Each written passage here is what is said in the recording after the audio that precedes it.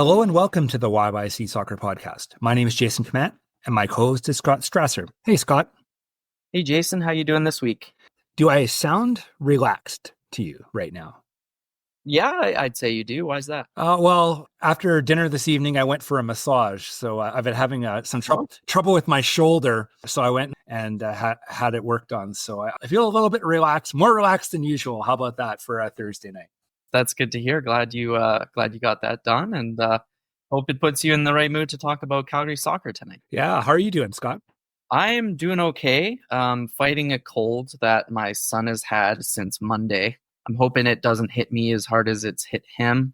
Yeah, but no, I'm doing well. Other than that, it's been a good week at work, and I'm excited to do the episode tonight. Let's get going. But if you are a new listener to our podcast, Scott, what is the YYC Soccer Podcast all about? Yeah, 79 episodes in. We're a podcast that focuses on soccer in Calgary at the amateur, collegiate, and professional levels. So that means we talk about Calgary's soccer players and clubs and teams, all the way from the grassroots and amateur leagues up to the post-secondary and professional levels. And this week, our topics will include Calgary Minor Soccer Association. They launched a new advocacy initiative, and we're going to discuss that. A couple updates about the Calgary Wild, including another signing. Not too much to report on the Cavalry FC front, but a couple things we'll go over, including the CPL Business Awards. We'll also talk about the NCAA men's tournament. We still have one Calgarian involved in the final 16 teams. And we do have an interview this week. Who's our interview, Scott? We interviewed Jaclyn Sawicki, who is the Calgary Wild's most recent signing. She's originally from British Columbia, but has had quite the career internationally, playing for teams in countries including Australia, Japan, and Sweden. And she's also a member of the Philippines national women's team. We're going to get to all these topics, and we're going to start with the Calgary Minor Soccer Association. I'm Shamit Shom. This is the YYC Soccer Podcast. All right, Jason. So this is something we've talked about before. I think it was just about 7 or 8 weeks ago. We talked about the Calgary Minor Soccer Association. They're in the midst of a critical indoor facility shortage, and they've launched a campaign called Fields for Our Future. And they're hoping to raise awareness about the space crunch in Calgary in the wintertime. And they're advocating for more government support to help build indoor soccer facilities. Yeah, so this is sort of just a ramp up of what's been previously talked about. And I know, Scott, that I think you've been a little bit more in the loop on this than I have, but from what I've gotten out of it is primarily an advocacy program and sort of something to sort of raise awareness and maybe like put a bug in the government's ear, so to speak. It's not a specific fundraising program for the public, and it's not even necessarily set with funding a specific project. Is that right? Yeah, that's correct. It seems more about promoting the issue. And just to elaborate on that issue, the CMSA issued a press release earlier this week. So they actually have, as anybody in Calgary probably realizes, our population is just booming here. And as a result of that population growth, the sport of soccer at the minor level is seeing a huge increase in registrations. So CMSA now has more than 30,000 registered youth players and has grown 15% over the last 3 years, basically since rebounding from the COVID-19 pandemic. So as a result of that, as you can appreciate, there are not enough soccer-specific dedicated indoor facilities to facilitate all the practices and matches that need to be held. There's only, I think, 5 or 6, Jason, facilities in Calgary that can host sanctioned tournaments and league games. Obviously, there are other like warehouse facilities with patches of turf where you can rent to play drop-in soccer, or some teams will have their practices there. And of course, you've still got teams playing in gymnasiums and stuff like that. But overall, I mean, there's a really high demand for facilities, and there's just not enough bookable space for Calgary soccer teams and players. I've noticed in the comments on the website and in the interviews that I've seen, they're not shying away from the comparison with hockey about the idea of we've done reasonably well from the standpoint of creating more arenas and that sort of thing. But what about soccer? There's more people playing soccer than hockey. Yeah, that always gets brought up. Hey, how soccer is the most popular sport in Canada, and numbers wise, it's true probably for Calgary as well. But if you do compare, I mean, there are, I think, 19 city-owned indoor rinks or arenas. And obviously those aren't just for hockey. They may have figure skating or other on a sports. But yeah, I mean, that's a decent number of facilities. And then to think about the fact that soccer has less than, I think, a third of that. They have like 5 or 6. So it's hard for the schedulers, isn't it? They have a lot of mental gymnastics to do to try and get all these players onto the pitch. So if you look at from a dollars and cents standpoint, how much does it cost to build, say, a hockey arena versus an indoor soccer facility? Like, what if you were to build something like Macron? Like, how much would that cost, relatively speaking? I don't know off the top of my head. I did include the dollar figure for Macron when I wrote about that facility in my book, but that was in 2017. So the dollar amount would probably be a lot higher due to inflation now. I can tell you, though, that there is another indoor soccer bubble that is going up as we speak right outside of the Calgary Soccer Center that is going to help with this space crunch a little bit. And that facility is costing $28 million. So that number, $28 million, I realized that Macron was built a bunch of years ago now, but I'm pretty sure Macron came in for quite a bit less than that. Yes, I think so. I want to say 15 or 10 million, but I could be completely off. So I'd have to look that up. Yeah. Well, I'm just trying to get a feel for, if you want to take that soccer hockey comparison further, throw out some numbers. Like, I don't know. I have no idea what a hockey rink costs to build. I'm guessing it's not cheap, but I don't actually know what that is and what that would compare. Because I think if you could make an argument that we can build one of these indoor facilities for, only a smaller amount than a hockey rink, maybe that's another argument you can make. I don't know. Yeah, I imagine hockey rinks, though, would be more expensive to maintain and operate, right? If you think about flooding the ice every period and Zambonis and things like that. But no, I mean, soccer facilities are also not cheap to keep open. I think it's good that it's still getting out there. I think that, I don't know how intense or how long-lived this campaign is scheduled to be, but I think raising some awareness like this certainly doesn't hurt. And it may not have a direct payoff immediately, but if they're playing sort of maybe not even the long game, but the medium game, maybe it will help. Yeah, I think that's probably the best outcome, is just making sure that the people who are able to make the decisions, like, whether or not to build a new indoor soccer facility, as long as they know that there's a demand for it, that's probably what they're hoping to achieve here. Mm-hmm. This is Jaclyn Sawicki, and you're listening to the YYC Soccer Podcast. Let's turn our attention to the Calgary Wild. They've been announcing player signings pretty much every week. They've announced 1 or 2 players over the last little while here, and this week was no different. As you mentioned in the intro, they signed their 5th player officially this week. Yeah, 32-year-old Jaclyn Sawicki, who is originally from Coquitlam, BC. But as I mentioned, most of her career has been away from Canada. She did play for the University of Victoria and was with the Whitecaps academy system for some time, but her pro career was mostly in Europe as well as Australia. She's going to be a veteran presence on this club, and yeah, we had a chance to chat with her here yesterday. I guess it was on Wednesday to talk about joining the Wild and what she expects, and also a bit about playing for the Philippines. Yeah, she's had a great international career and got to play at the 2023 FIFA Women's World Cup. So it was great to hear her talk about what it was like to go to a tournament like that and represent her mother's home country. And it meant a lot to her to go there. Let's run that interview now. We'd like to welcome Jaclyn Sawicki to the podcast. Jaclyn is the Calgary Wild's newest signing. She hails from British Columbia, but has spent most of her career to date abroad, including with teams in Sweden, Japan, and Australia.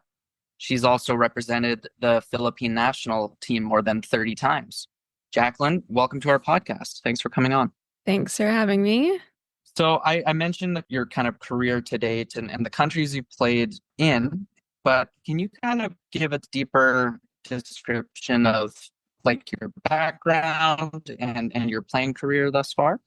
So yeah, I'm from BC. Coquitlam specifically was my hometown club. So I grew up playing for Metro Ford. And of course, back then, the high performance system for youth was very different. During the summers, I would join the BC provincial team to get more training in. And then at a certain point, depending on where you were at, you would either continue with your hometown club or you would become a full-time Whitecaps player. So that's what I did. I think I was, U17, U18 became a full-time Whitecaps player under their elite program. That's now transitioned to what they call the Rex program. And then after my time with the Whitecaps, I signed with the University of Victoria. So I stayed in Canada to play out my university career. And then during my university career, had stints with the Canadian national team and ended up going to the Under-20 World Cup with Canada during that time. Then post-university, it was like, okay, I still want to play, but where do I play kind of thing. I finished off my degree. And then once the degree finished, I went overseas. And like I said in the press release, just never looked back. So yeah, I started off my professional career in Japan, transferred to Sweden, took a little bit of time off. And then that's when the Philippines national team came knocking, took on that opportunity, and then eventually made my way to Australia in the A-League. And now I've kind of come full circle and I'm back in Canada now. Awesome. And would you mind rattling off some of the teams you played for in those countries? Sure. So in Japan, I played for Elfin Saitama. It was about an hour outside of Tokyo. In Sweden, I played for Aussie IF, which I believe that team, it actually might no longer exist. I'm not sure. I haven't seen them around lately. And in Australia, I played for Western United. Can you talk a little bit about your game, like preferred position, style of play, what we can expect when we see you on the pitch? So I prefer to play central. I'm a midfielder. I think over the years, it's changed a lot. I started off as a striker in my youth career and then a little bit of winger and was very much an attacking-minded player. Once I got older, I started to become a little bit more defensive. I don't think that was by choice, but maybe a little bit more by force. So I'm not 100% sure where Calgary might be looking to play me. I'm thinking more of an 8 role where it's both defensive and attacking, so somewhere in between. But I do have experience as 6, 8, and 10. So it could be any one of those, I'm assuming. Can you talk a bit about how the opportunity arose to sign for the Wild? Yeah, so I actually knew Alex a little bit before she got her role with the Wild when she was working for Shift Athletes, her agency. I've never actually met her in person, so I do look forward to doing that. But just an old friend of mine that has kind of mentored me throughout my career knew Alex and got me in touch with her when I was in search of a new agent. So we had been in talks just via email. And just down the road, once she shifted into her role, she reached out and said if I was interested in playing in the NSL. And I mentioned I was, but I was actually tied to a contract with Western United for a 3rd season. So I actually was planning on staying in Melbourne for another season. But when Alex approached me, talked to my current agent and had that discussion, I felt like it was the right move for me at the time. So yeah, it all worked out. The NSL is a new league. So what are kind of your expectations about what the style of play is going to be like, what the level is going to be like. I guess it's kind of, I guess we'll actually see when teams hit the pitch, but what are you expecting to see? I think it's all up in the air right now. I feel like so many people have been asking me too, oh, what do you think the standard's going to be like? Do you think it's going to be professional enough? Do you think the level is going to be good? And I really don't know. I can't answer that. I do think it's going to be a really wide range of youth and experienced players, which is always a good thing. I think well, from what it seems like the league has done a good job so far of kind of building it up. And I think having Diane Madison in the background is definitely a good thing. Having her experience and her knowledge for the game and her passion for the game to drive it in this country is really important. So I think we're in good hands from that front. But yeah, in terms of what styles we're going to see, I think it might be a mixture of older players that have come back home from abroad, and some university talent. So I think it's going to be really exciting. Yeah, we're definitely looking forward to it. I wanted to ask you about, as far as we know, Jason and I aren't that in the know, but we believe that the search for a head coach is still underway with the Wild. Wondering what it's like to sign for a club that is still seeking its head coach. And I imagine, you mentioned Alex. I imagine a lot of your communication thus far has been with her. Yeah. So from my understanding, they're still in search of it as well. I think, yeah, most of the teams that have come on board, the decision to sign me has come as a collective decision from both the coach and the staff. So I think it is a little bit nerve-wracking to know that I'm coming onto this team, and it wasn't necessarily the coach's decision to have me on the team. So yeah, I'm hoping whoever they choose appreciates my style of play and sees me as valuable. And I'm sure all the other players that have signed feel the same way. So there is a little bit of nerves there of not knowing who's gonna guide us in this first season. But after speaking with the CEO of the club and Alex and management and the staff so far, I think all of them seem to be on the same page with how they want this club, what the direction of this club is going to be. And I think we're in good hands, and I trust that whoever they pick is going to be the right decision for our inaugural season. We want to shift focus now a little bit and talk about your national team experience. So can you talk about how you ended up joining the Philippines national team? I'd say it was pretty unconventional. When they first approached me, it was in 2017, and I was playing professionally in Japan with my club. I had not been with the Canadian national team for years at this point, but I think I was a little bit weary of switching federations because that's quite a big decision. And yeah, at the time, I just wanted to focus on my professional club and my professional football. So I didn't really go ahead with them reaching out. But then in 2022, I had just taken a 2-year break from professional football after my Swedish contract, just dealing with some injuries. COVID happened. And then honestly, I really didn't think I was going to go back to playing professionally again. Was just living the normal 9-to-5 life. They reached out, asked if I wanted to come to the next camp. I blatantly responded very open and honestly saying I do not play professionally anymore, so I don't think I'd be at the level. I was just playing in the Victoria League. You train twice a week, if that, and then you get a game on the weekend just for fun with some college alumni teammates.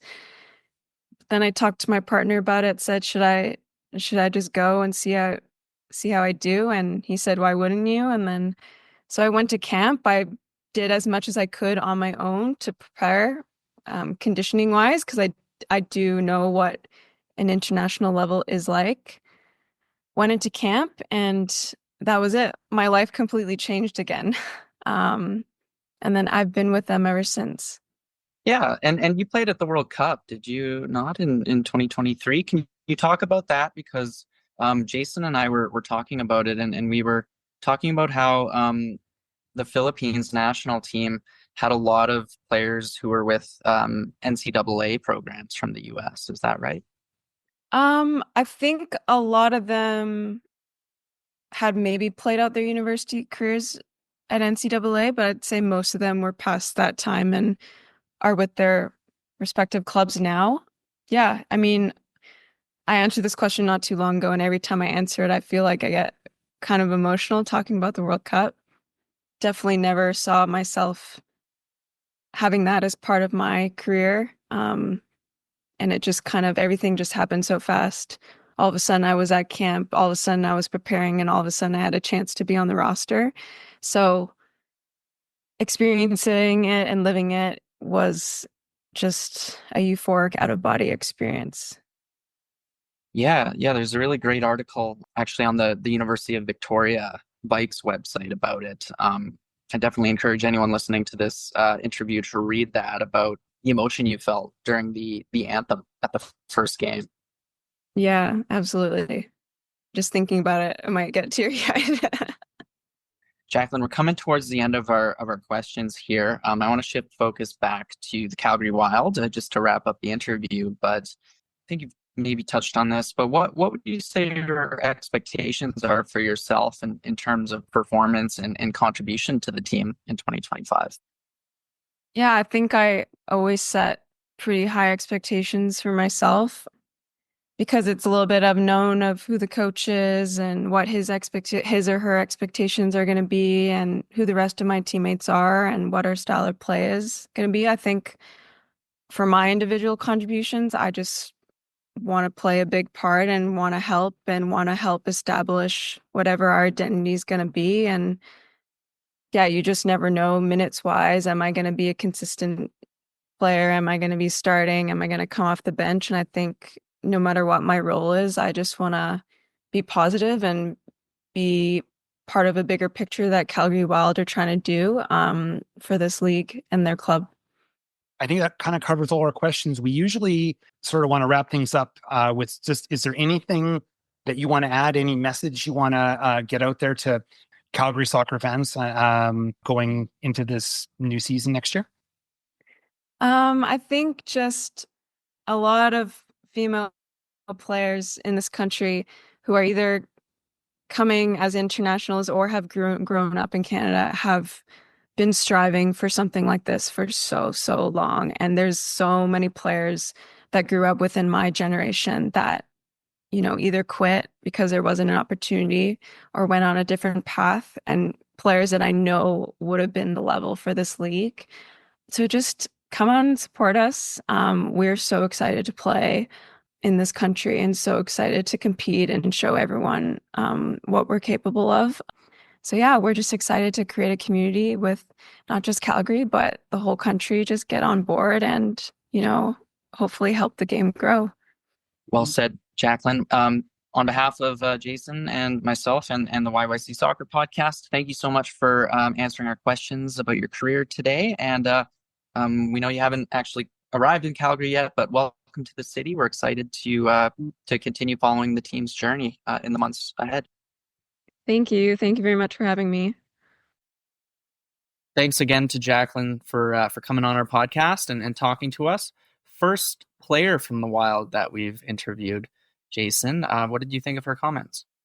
Well, you know, I think it was interesting to hear all about her career. I was really, in particular, interested in hearing all about the Philippines angle. By the way, I think one thing we're going to have to be thinking about is she's still very much part of that Philippine national team. So during international windows, I'm guessing she's going to be away during the season.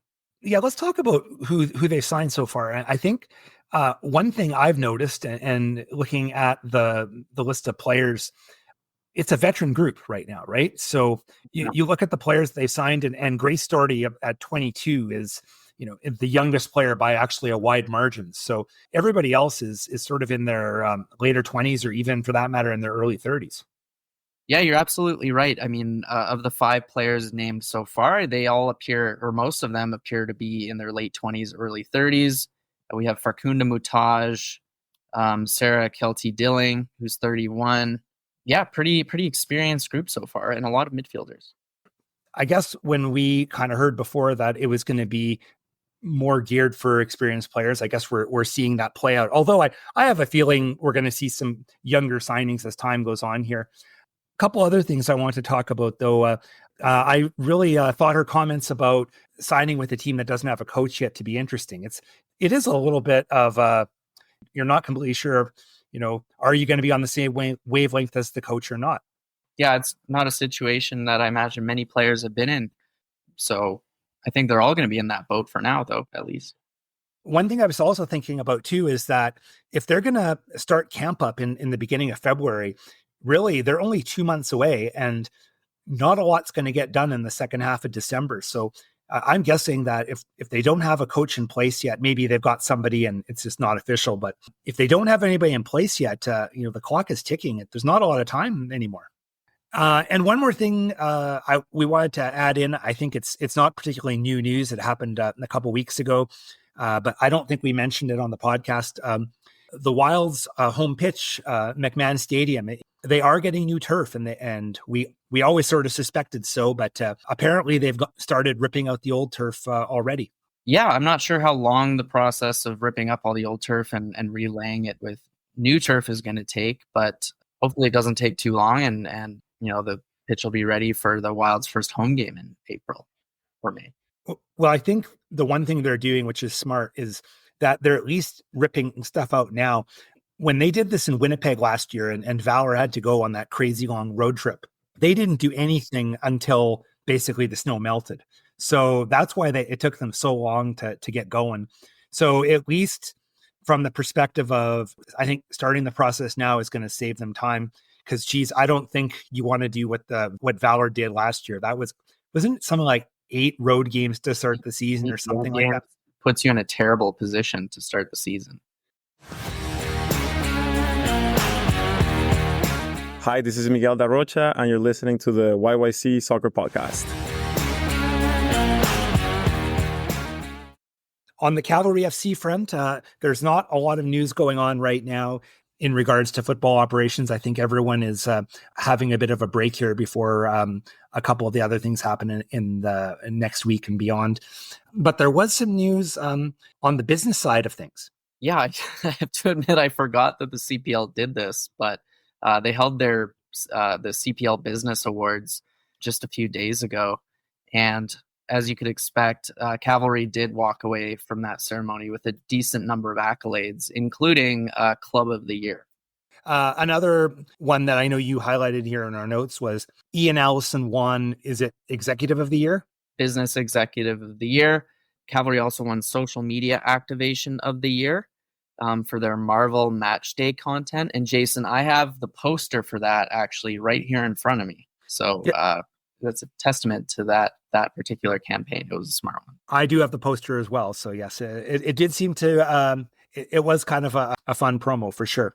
And just to highlight that first award we mentioned, Club of the Year, I mean, it seems obvious that the champion would be crowned that, but it doesn't just relate to the team's on-pitch performance. It also includes their achievements at the executive level in areas such as ticketing, partnerships, merchandise, fan and community engagement, and more.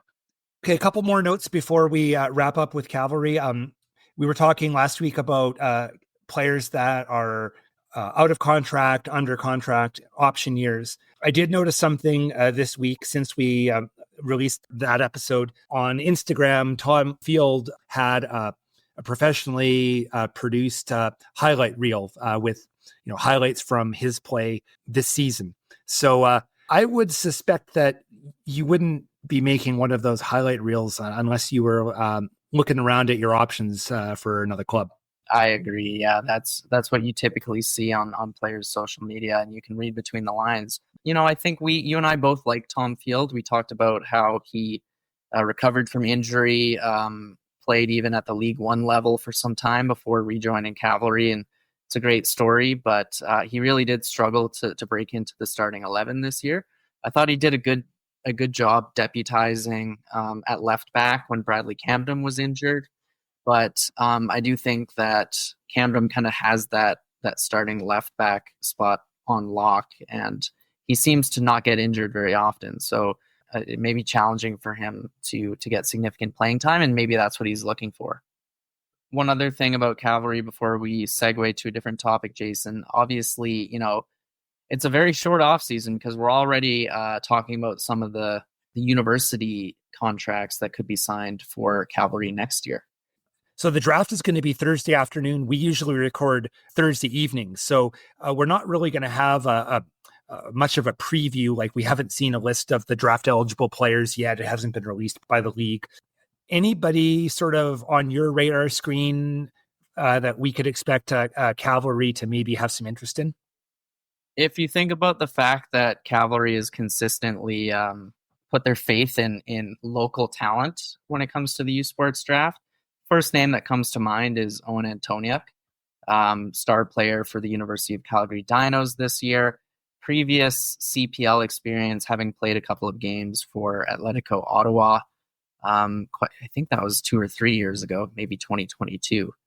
But he's probably the first name that comes to mind with like a deep Calgary connection. He was a League One star this past summer, and I think he's Calgary born and bred, right? So he was the first name that came to mind. But guess we had on just last week, Noah Hrdlicka. I'm not sure if he's eligible for the draft, if he'd applied or not, but he's another one who obviously had a great 2024 season, capped off by winning USports Nationals with UBC. So that's another Calgarian who, if you think about it, Cavalry picked Caden Rogozinski last year, so maybe they'll pick a center back again. Yeah, position-wise, that would probably be a good call. One thing I'm going to suggest is that, Cavalry has been trying to make an effort over the last couple of years here now that FC Edmonton's gone. I think that considering there is a really strong program up there in Edmonton, in particular with the U of A Golden Bears, it wouldn't surprise me if one of their picks could be from that team. Last year they picked Rodane Cato, and he came down here and spent the summer with Foothills. But I think that if you kind of want to promote your Alberta-ness, considering there's a strong team up the number 2, maybe one of those 2 picks could be a Golden Bear.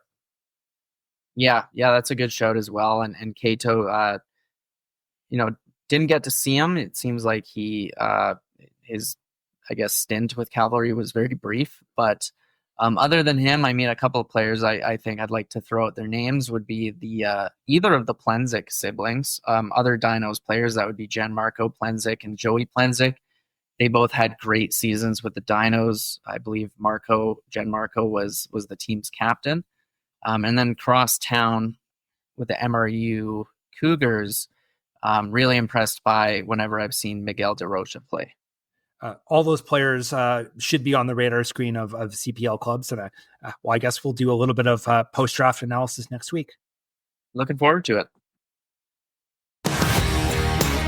This is Izzy Monk, and welcome to YYC Soccer Podcast.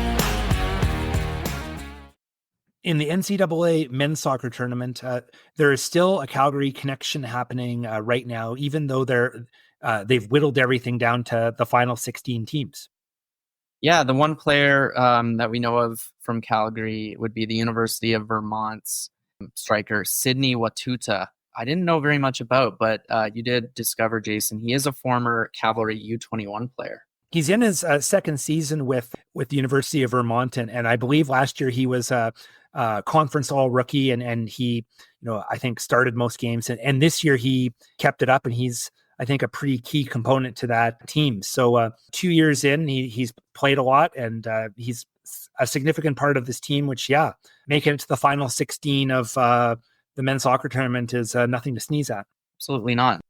They're coming off a pair of really impressive performances, 5-0 thrashing of Iona, team I have to confess I didn't know about. But then a few days later, they beat Hofstra University 2-1. And Jason, last week, I think you mentioned that Hofstra was ranked higher than Vermont. They were ranked higher, and that game was like at Hofstra. Hofstra is a university. It's on Long Island. So they went there and won that match. And their next match is on Sunday evening, and they played the University of San Diego in San Diego. Yeah, that's quite the road trip. That's basically from corner to corner of the U.S., isn't it? Pretty much. Before we wrap this up, though, I have a question for you, Scott.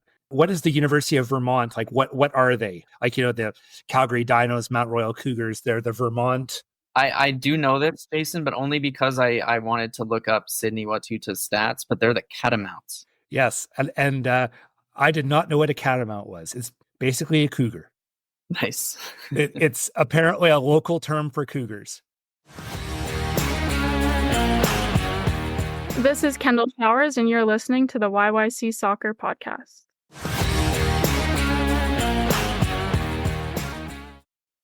So we just wanted to mention there was some news of a Calgarian signing in Europe this week, and it happens to be one of our former guests signed her first pro contract.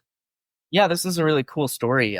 Kendall Showers, who was one of the best players in League One Alberta this past summer. You and I interviewed her, and it was very interesting because she, unlike a lot of the up-and-coming League One and university stars in Calgary soccer, she's on the older side of the spectrum. She was 28 last summer. She hadn't been playing competitive soccer for a while and got back into the League One system, prepared for it, and thrived with Calgary United. And just a few months later, she's now playing over in Greece for a pro team. That actually has a lot of Calgary connections, doesn't it? Yeah, the team does have a lot of Calgary connections. It's called OFI Crete. And I think over the summer, we maybe mentioned this, but there already is a Calgarian on that team. It's Athena Forlos, which she was with the Mount Royal Cougars, and she moved over, and she's been on that club this year. And they've been having a really good year so far. I believe they're currently in third place in the Greek First Division women's soccer. So, and there is another Calgary connection here, which probably does explain a little bit of how Kendall ended up with this club. Yeah, the owner of the team is Calgarian, and his daughters are actually players we've mentioned on our podcast before, Maria and Elena Georgakakos, one of whom plays for UBC Okanagan Heat. So lots of Calgary connections at OFI Crete. And when you think about it, Kendall was playing for Calgary United, and the Georgiakakos sisters were also both playing for Calgary United this summer. So I think I can see how a connection could have happened. Thank you for listening to the YYC Soccer Podcast. You can have this podcast downloaded to your device as soon as it becomes available by subscribing on Apple Podcasts, Spotify, or other platforms. Check out our website at yycsoccer.com, where you can look through our episode archive and you can find other options to listen, including our YouTube channel. We also have links on the website that will direct you on how to buy Scott's book online. You can leave a question or comment in the Contact Us section of our website. You can also interact with us on social media, such as Twitter or Instagram or Blue Sky, where our username is YYC Soccer 403. Thanks for listening.